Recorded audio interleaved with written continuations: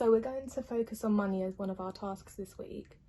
The first thing you should do when thinking about any money task is reminding yourselves of the different coins and notes. I've drawn some on the board just to remind me, and I've put them in order, which does help. So we've got 1p, 2p, 5p, 10p, 20p, 50p, £1 and a £2 coins.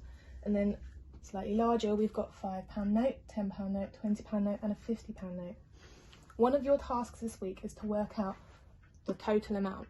Now we know total is another word for altogether, which comes under the addition operation. So we're going to be adding these coins together. I've got this question here, this is one of your questions. It's £2, 10p, 2p and 2p. You're combining them, so we know we're going to add them. It helps if I put the addition sign next to it just to remind me. And equals, that's our total there. So it helps when you add the coins in order of their amount. So we always put the biggest value first. So I've got my £2 coin already first, which does help me. And I'm actually going to use a blank number line. It's not something I've used in a while, so it's a little bit tricky, but we know we put our largest value here. So I've got my £2 there. I'm not adding anything yet, I'm just putting down my largest value. So I've done this one. What I'm going to do now is my 10p coin, so I'm going to make a jump. And with addition, our jumps are going this way, they're going from left to right.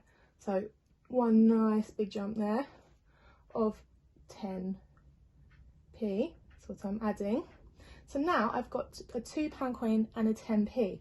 So the £2 value still stays the same, but now I've got a 10p additional. So what I have to do now is put a decimal point there. So don't worry too much if this is a bit tricky. This is definitely a junior's thing, but a decimal point, a bit like a full stop there, just £2 and 10p. So we've combined those coins already. We've still got 2 more coins left.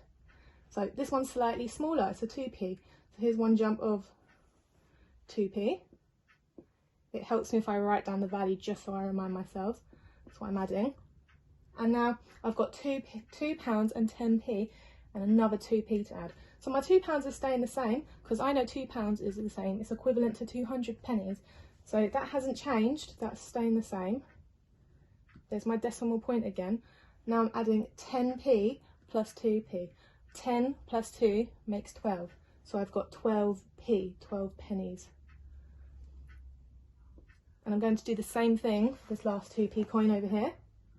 One nice jump of 2p.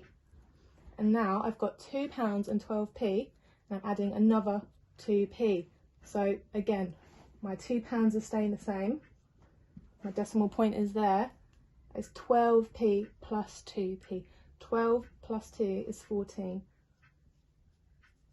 So my total is £2. Remember the pound sign always goes first. £2 and 14p. Must write p just to remind ourselves that it is pennies. One of your other questions was about making the same amount. Now making the same amount is similar to thinking of equivalent amounts. So one of the questions there is £1. So I've got £1 right in the middle, and I've written there 100p because that will remind me that £1 is 100 pennies. It's the same, it's equivalent to 100 pennies. So I can think of different ways to make that £1. Now, it did say not to use a £1 coin, just so we can make it a bit trickier for ourselves. So I need to think of different ways I can make a pound, different coins I can combine to make £1. So I know I could use this coin twice. I could double that coin. So 2 of these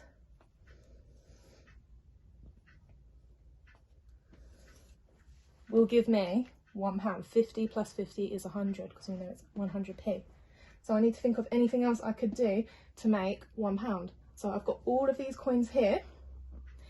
Now there's lots of different ways. I could have 100 of those. That would take me quite a while, but it's still an equivalent way. I could have 50 of those, still an equivalent way. And then you have to think about the 5 times table, maybe the 10 times table, maybe adding 20 and different ways you could make a pound there. So have a go at that.